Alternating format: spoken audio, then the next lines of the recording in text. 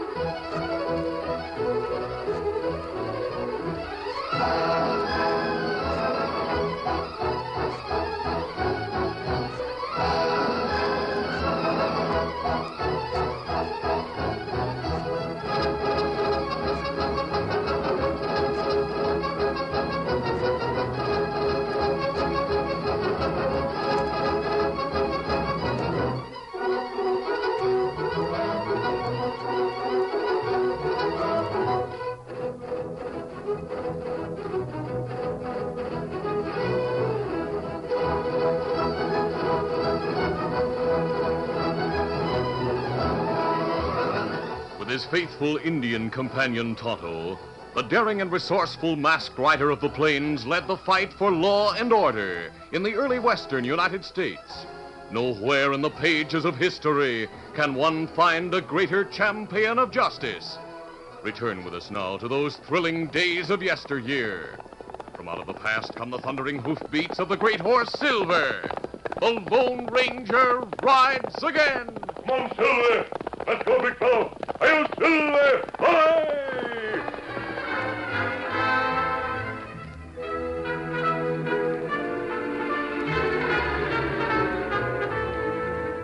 The warden of Territorial Prison was in his office talking to his assistant. Frank, today Buck Canton and his partner Jake Markle are to be taken to the death cell to hang in 10 days. I hate to see anybody hang, but it'll be a relief when those two are gone. That means trouble. Come on, bring your gun. Warden, there's been a jailbreak. Canton and Markle. The prisoners are rioting. You better hurry.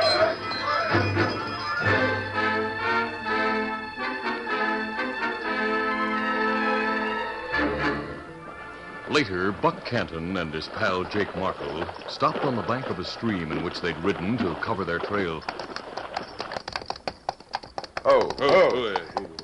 I think we threw him off our trail, Jake. How's your arm feel? Yeah, it's all right, Buck. Just a bullet scratch, that's all. Good. Yeah, I guess he'll have to postpone that angle for a while, huh, Jake? Yeah. I gotta hand it to you, Buck. You sure were smart in planning this getaway. I told them they couldn't keep us there, didn't I? Yep. Yeah, now what are your plans? We lay low for a short time. We'll grow enough whiskers to change our appearance. And we'll head for Stockton. Why Stockton? Some unfinished business, Jake. Yeah, but that's where Sheriff Galt is. He's the hombre who busted up the gang and caught us. That's right. Yeah, but look, if we go That's back... where Ace Lawson is, too, Jake. Remember? Yeah. That dirty double-crossing coyote. I haven't forgotten that Ace is the one who tipped off the sheriff about our hideout. You plan to get Ace? Right. But it's mighty risky. The sheriff will get on our trail again and shoot to kill. We aren't going to be the ones to plug Ace. Then how do you intend to get him? Leave it to me, Jake. Oh, look, I know you're smart, but... Before I get through, I'll get even with both Ace and Sheriff Galt. Now, let's get going. Get up, get up.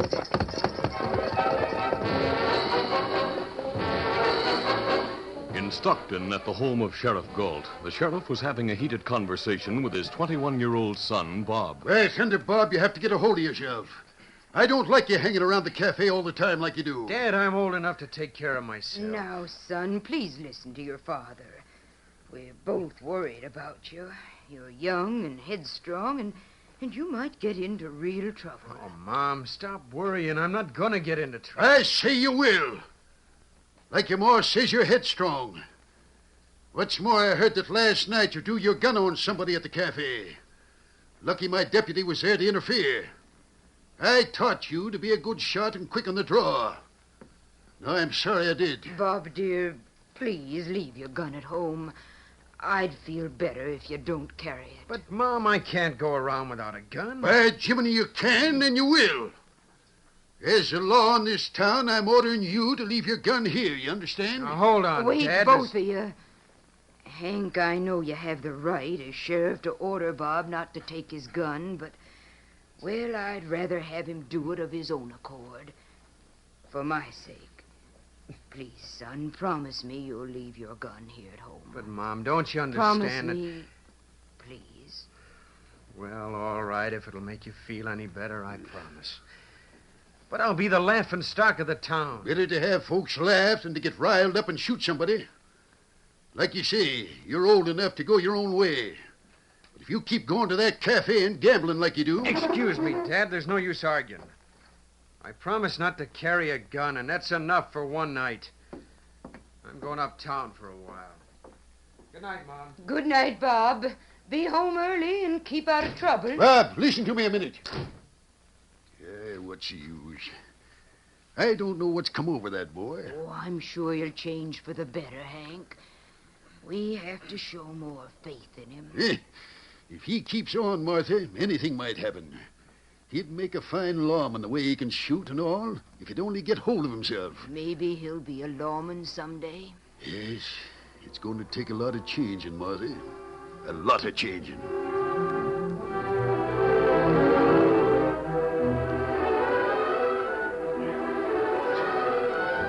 Several days later, Buck Canton and Jake Markle sat at a table in the Stockton Cafe. Their faces were covered with heavy beards, and they talked in low voices. I understand the sheriff's son, Bob, doesn't carry a gun, Jake. Yeah? Wonder why. Heard he was quick on the draw and a good shot. Yeah, that's what I was counting on. Seems he had a row with his old man, promised not to carry his gun. Yeah, that messes up your plan, Buck. Oh, no, it doesn't. It'll work out. I've been watching his games with Ace. I noticed Ace pulling some quick deals on him, too. Yeah. You can always depend on Ace for that. That's also part of my plan. They'll be playing in here this afternoon. That's when we carry through the plan. Now, here's how we go about it.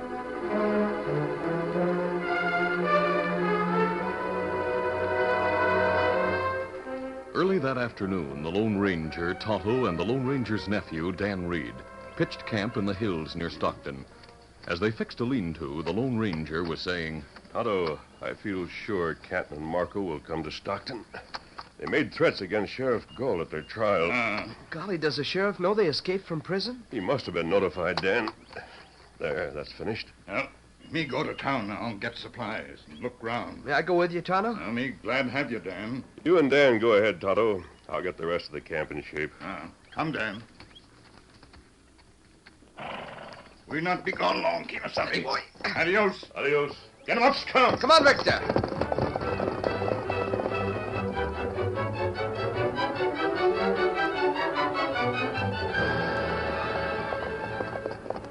When the Indian and the boy reached the hitch rack in front of the store, Tonto spoke as they pulled to a stop. Oh, Scout. Victor, Oh.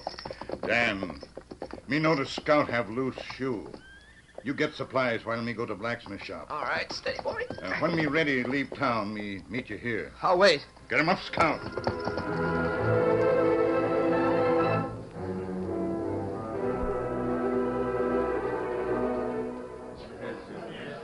Meantime, Bob Galt, the sheriff's son, had gone to the cafe and was playing a two-handed card game with Ace Lawson, while a small group stood watching. You haven't had much luck lately, Bob. But maybe you'll have better luck today. I hope so. Give me 2 cards. There you are. There's a lot of cash in that pot right now. Yeah. And this time, I think I'm going to take it. Let's see, now I'll deal myself, too. I think I got you, Bob. You can't beat this. I think I can. I drew 2 kings that time. And I drew 2 aces. There's my hand. What? Hey, fella, don't let him get away with that. I saw Ace deal from the bottom. What? Ace, I got reason to believe you cheated. Easy on that talk, fella. you had a gun, I might resent what you said. As he spoke, Bob instinctively reached down to where his holster had been. Buck Kenton stood close beside him, and Bob felt the cold steel of a gun against his hand. His eyes were fastened on Ace, and they didn't waver as he took the gun Buck slipped into his hand. Then Bob spoke again. I have a gun, Ace. I say you cheated. Look out! Duck, everybody!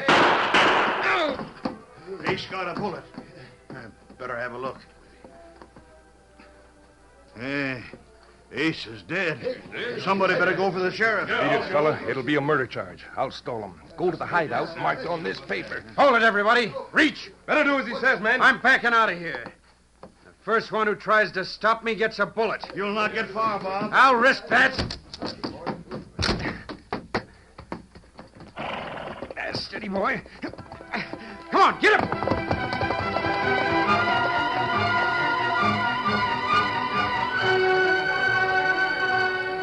Meanwhile, hearing the commotion, Dan Reed, who was waiting nearby in front of the store, ran down toward the cafe. As he passed the space between the cafe and the next building, just before Bob came out, Dan saw a figure leave the side window of the cafe and run toward the back. Out of curiosity, Dan ran back between the buildings and saw the man mounting behind the cafe. At that moment, the man turned and saw Dan. He drew a gun and called out, Hey, boy, come here and be quick. All right. You saw me leaving that window, didn't you? Well, I told you. I know you did. Now get on one of these horses here and hurry. You're coming along with me. But why? I didn't... I said mount. Go on. All right. Steady. Now ride down the back way. I'll plug you if you try to attract attention. Get going. Get him. Get him. Come on, get him.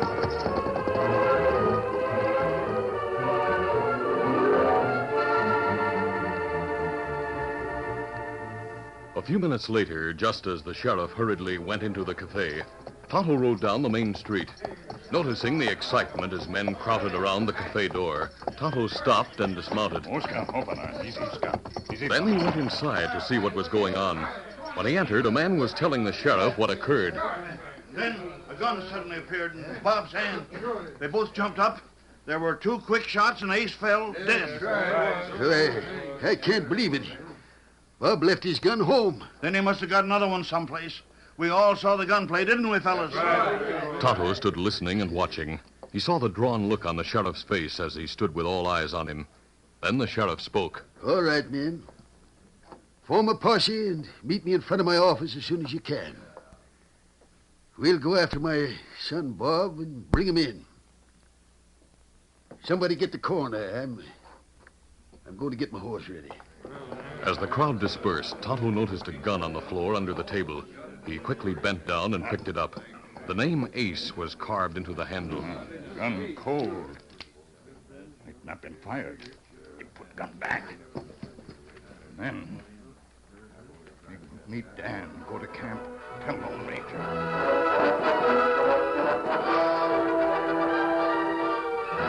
Tonto went to the hitch rack in front of the store. Dan's horse Victor was still there, but Dan wasn't in sight. Tonto inquired at the store. You see boy buy supplies a while ago? Yeah, he was standing out front when the commotion started at the cafe. I seen him running down that way, but I haven't seen him since. Me go wait a little longer. Tonto waited a while longer, then searched the town for Dan without success. Finally, becoming alarmed, he went back to the hitch rack. Dan missing, Scout. Me go back to camp. Lead Victor. Me tell Lone Ranger. Maybe something happened to Dan. Easy, Scout. Easy, fella. Get him off, Scout. Come, Victor.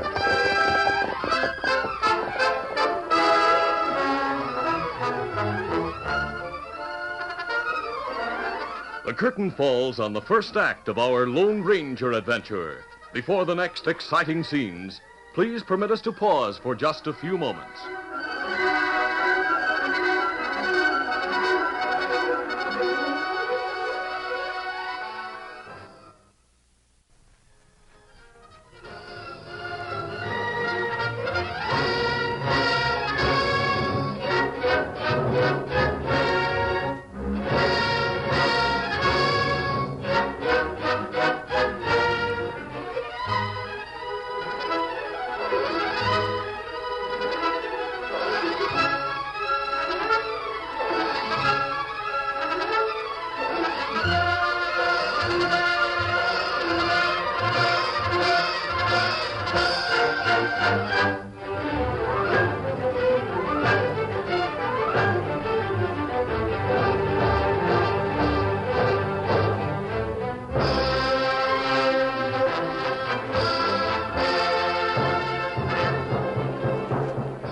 Now to continue. Tonto rode hurriedly to camp and told the Lone Ranger about the shooting in the cafe and about Dan. The masked man and Indian, both greatly concerned, galloped back to town where they separated. The Lone Ranger searched behind the buildings, while Tonto looked along the main street. Finally, the Indian walked between the buildings where Dan had gone. Suddenly, something caught his eye. He knelt for a closer look. That looked like mark a boy's boot. Maybe it mark a Dan's boot, and him come this way. Slowly, the Indian moved on. Where the tracks passed near the cafe window, his sharp eye saw the marks of a man's boot. Once more, Tonto stopped. Look like fellas stand here at window. Then him go behind cafe, where smaller boot marks go. Me see where tracks go. Tonto followed both sets of boot marks to the back of the cafe. Then he quickly went back to the grove. A few moments later, the Lone Ranger arrived. Tonto, I see you didn't find Dan. Kemosabe. Yes. Me see marks a boy's boots. See marks a man's boots. Man stand near window cafe. Then go get horse over there. The marks you think might be Dan's went there, too? Ah. Show them to me, will you? The masked man and Indian went to where the boot marks were plainly seen. The Lone Ranger studied them a moment, then spoke. I think those are Dan's boot marks, all right. In that case, he mounted a horse here and rode away with the man. That's right. It means Dan must have been forced to leave town. Ah. Let's get the horses and follow the trail they left. We must find the boy before something happens to him. Come on, hurry. Steady, he's got Hold there! Come up, stout. Come back here. After forcing Dan Reed to go with him from town, Jake Markle took means to cover their trail by riding a couple of miles in shallow water. Jake waited until they came to a place where the bank bordering the stream was smooth and rocky so that marks wouldn't show. At this point, Dan managed to drop one of the Lone Ranger's silver bullets which he had in his pocket. Later, they entered a shack on the edge of a desert. Buck was already there since he took a shortcut. Hey, what's the idea of the boy, Jake? Well, he saw me at the window of the cafe. I had to bring him. But I don't know what this is all about. I figured somebody might ask him questions and put two and two together, Buck. Well, we can't let him go now. Tie him up, put him on the bunk for the time being. Why should you keep me here? Shut up and get back there. I'm tying you up, and that's that. Now get going. Shortly after that, Dan heard a rider stopping outside the shack. Here comes the sheriff's son now, Jake. Yeah, now he's an outlaw just like us. Come on in. You'll be safe here. I don't know why you helped me, mister, but thanks. The slip of paper showing how to get here come in handy. Introduce me to your new friend, Buck. Sure. Bob Galt, this is Jake Markle. Oh, hi. Jake Markle. And he called you Buck. That's right. That's my name. I'm Buck Kent. Oh, wait a minute. My father got word you two had escaped prison. Wait, you gave me that gun because you wanted to get me in trouble, didn't you? That's right. I heard you were hot-headed, Galt, and I figured you'd do what you did. Now you're being hunted as a killer by your own father. Why, you... Yeah, hold it. I'd get his gun, Buck. That's a good idea. I'll take this gun, Galt. Buck stood holding his own gun in one hand and the one he took from Bob Galt in the other. Then he walked over and sat at a table, placing both guns down in front of him. Now, sit down, Galt. Well, you've made a killer out of me. Maybe you'd like to join up with us now that you have to run from the law, Galt. Now, look. I may be wanted for a killing, but I'm not tying up with dirty coyotes like you. Wait, who's that? Just a snooping youngster who might carry tales. You're Lord, and I thought. You ever treat the boy like that? What's it to you? I don't stand by and see a youngster mistreated. Well, what are you going to do about it? I'm going to get him out of here and back to town. Then I'll give myself up. No, you're not. Neither one of you'll get away from here, do you savvy? Get out of my way, you... By thunder, if I was wearing my gun, Just so quiet, I'm down, Buck. Oh! Maybe you killed him. Shut up, Button. We'll tie up Bob Galt and toss him on the bunk with the boy. Later tonight, we'll get him out of here. Yeah, where we're going to take him? Out in the desert a few miles. Leave him tied up. Nobody will ever find him there. And we'll come back here, pack our stuff, and head for the border. We sure put it over, huh, Jake? Yeah. Hey, look, you better wear your gun, Buck, instead of leaving it there on the table. Somebody might come snooping. Yeah, I'll take mine and put it in one of the table drawers here for the time being. Yeah, we'll start out for him pretty quick. I've sure had my revenge on Ace and the sheriff. All in one big sweep. The Lone Ranger and Tonto followed the trail left by Jake and Dan, but lost it at the stream. After long, careful searching, the Lone Ranger found the silver bullet Dan dropped, showing where they had left the water. They decided to search the ground beyond the rocky surface to pick up the trail again. While the Lone Ranger and Tonto were still searching, Buck decided it was time to leave the shack with Dan and Bob Galt. When they returned to the shack after leaving Bob and Dan Reed in the desert, Buck and Jake approached cautiously. Night had fallen, but a bright moon was shining. As they rode toward the clearing where the shack was, Buck drew rein. Oh, boy. What are we stopping here for? Keep your voice down. We'll move closer to the shack on foot to make sure that nobody trailed us there. Yes, come on. Easy. When they reached the edge of the clearing, Buck pointed. Hey, look. 2 horses in front of the shack. One of them white. The hombres just went inside. We better beat it. Nah, they just lighted the lamp inside. They'll think we left, so they won't be expecting us to sneak back. We get the drop on them. Come on. What are we going to do? Remember, that shack has 2 doors, front and back. You bust open the front door with your gun ready. They might get the drop on me. Maybe they will, but I'll go in the back door. They'll be facing you, and I'll have the drop on them. Take it easy now. Come on.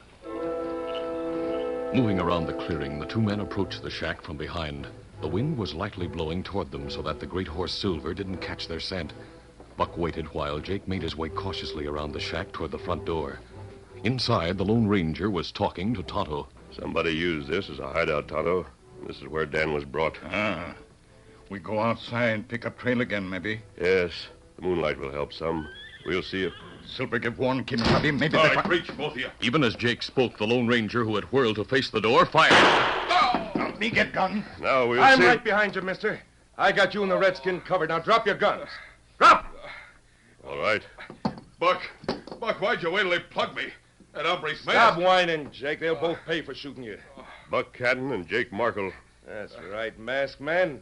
Where's the boy you brought here? Hey, how did he know? Shut up, Jake. What boy are you talking about, mister? You must be loco. I know I that you... haven't time to gab with you. You had no right snooping Give around. him lead, Buck. Let him have it. The Lone Ranger realized he and Tonto were at the mercy of a vicious killer. His first thought was to save Tonto, and next to go down fighting. He tensed as Buck spoke coldly. All right, you 2. Here it comes. In spite of the shots, the Lone Ranger swung around and lunged at Buck. Take this! Hey, what? Catching the startled killer with 2 blows to the chin. You're through! While the Lone Ranger was at Buck in a burst of anger, Tonto quickly picked up the guns and covered Jake.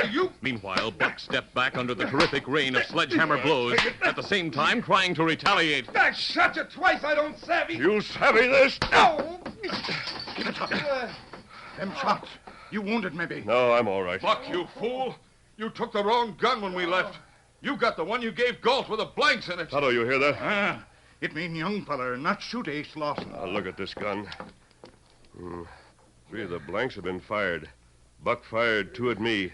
That means Bob Galt fired 1. But them say men at cafe hear 2 shots. Me see gun Ace had, it not been fired. The footprints under the cafe window. That means one of these men shot Ace through the open window. Now, Canton, tell me about that boy or I'll... Get up, Canton. Come on, talk. I don't know what you're talking about. We know a boy was brought here. We followed his trail from town. Now, speak up. Where is he? You'll be glad to talk when I get through with you. No! The Lone Ranger, disturbed by thoughts of what might have happened to Dan Reed, was driven into a blind fury by Buck's refusal to tell where the boy was. Though Buck tried to defend himself, the masked man's furious attack and hard, quick striking blows caused Buck to stumble back to the wall. No, wait! Tell me where the boy is. Tell me! No! Without let up, the masked man pounded away at the killer, who finally gave up fighting back and put his arms up to ward off the terrific blows. Talk. Where's the boy? As Jake and Tonto watched, Buck began to sag under the punishment. Still, the Lone Ranger pounded at him. You don't talk now. I'll take No, you don't! Wait. Him be unconscious soon. I must make him talk. Tonto, something's happened to Dan. Talk, you or I'll... Yes, I'll tell you. Don't hit me again. Galt and the boy, they're tied up out in the desert near Point Rock. You yellow-back coyotes. I ought to take you... No more. Easy. Reach over you. Can't get away. Take it easy, Sheriff. These are the men you want. Buck Canton and Jake Markle. Great day, I remember you. You and the Indian helped me round up the Munson gang last year. Right. My son Bob, we trailed him here. Yes, I know the whole story. Bob and a young friend of mine were left tied hand and foot out on the desert by these 2 men. We go get them at Point Rock. There are some explanations I'll make on the way. We left Dan's horse back in the trees. All right. Come on, men. Bring those two polecats with you. Let's get going.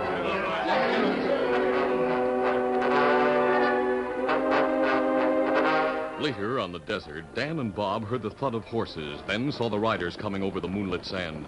In a few moments, the Lone Ranger and Tonto, with the sheriff and posse, reined to a stop beside them. Big fella. Dan, are you all right? Yes, sir. I'll cut the ropes. Quickly, the masked man cut the ropes that bound Dan and Bob Galt. Then Bob stood facing his father. Dad, I'm sorry. I was intending to give myself up, but they wouldn't let me. He was going to do it for me to get me back safe. I appreciate that, Bob, more than I can tell you. But your father has good news for you. I sure have, Bob. The gun Canton slipped to you had blanks in it. His pal Jake Markle shot and killed Age. What? He killed him? Oh, I can't believe it. The masked man figured it out. Then we got those two killers to admit it.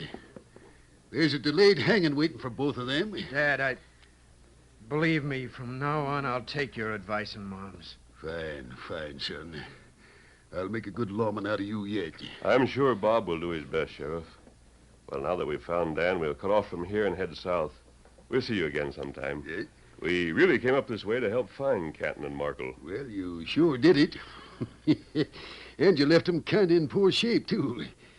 So long, mister, and thank you. Adios. Adios. Hi, Mr. Easy, fella, easy, fella. Monteles! Golly, Dad. You seem to know that masked man. Who is he, anyway? I got to know him about a year ago. And thank heaven, son, he came back in time to help me now when I needed help most. But for him, you might have been hanged and your mother disgraced and heartbroken. Yep, it's a lucky day for us that we had the Lone Ranger here.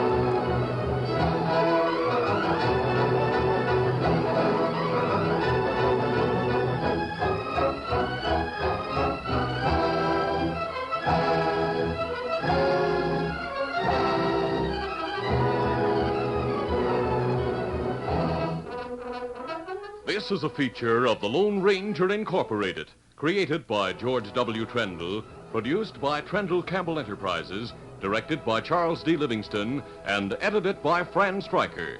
The part of the Lone Ranger is played by Brace Beamer.